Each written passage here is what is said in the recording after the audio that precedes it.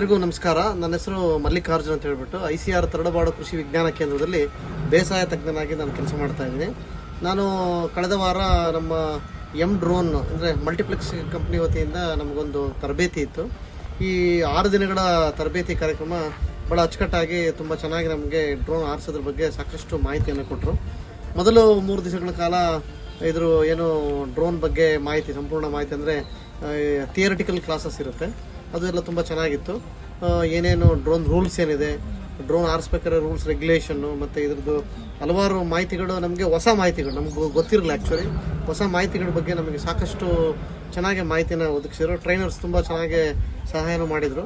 ಆಮೇಲೆ 3 ದಿವಸ ಆದ ನಂತರ ನಮಗೆ ಫೀಲ್ಡಲ್ಲಿ ಮೆಥಡ್ ಡೆಮಾನ್ಸ್ಟ್ರೇಷನ್ಸ್ನು ಮಾಡಿದರೆ, ಇದರಲ್ಲಿ ನಮಗೆ ಡ್ರೋನ್ನ ಟೇಕ್ ಆಫ್ ಮಾಡೋದು, ಲ್ಯಾಂಡಿಂಗ್ ಮಾಡೋದು, ಆಮೇಲೆ ನಮಗೆ ಆ್ಯಕ್ಚುಲಿ ಡ್ರೋನ್ ಲ್ಯಾಂಗ್ವೇಜಸ್ ನಮಗೇನು ಗೊತ್ತಿರಲಿಲ್ಲ.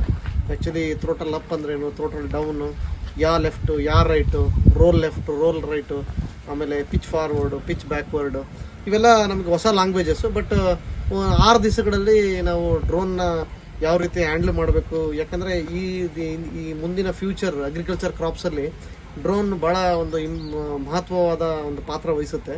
ಯಾಕೆಂದರೆ ಈಗ ಮ್ಯಾನ್ಯುವಲಿ ಲೇಬರ್ಸ್ ಪ್ರಾಬ್ಲಮ್ ಇರೋದ್ರಿಂದ, ಸ್ಪ್ರೇಯಿಂಗ್ ಎಲ್ಲ ಪ್ರಾಬ್ಲಮ್ ಇರೋದ್ರಿಂದ ಇದೊಂದು ಒಳ್ಳೆಯ ತಂತ್ರಜ್ಞಾನ ಅಂತೇಳಿ ನಾವಿಲ್ಲಿ ಕಲ್ತ್ಕೊಂಡಿದ್ದೀವಿ.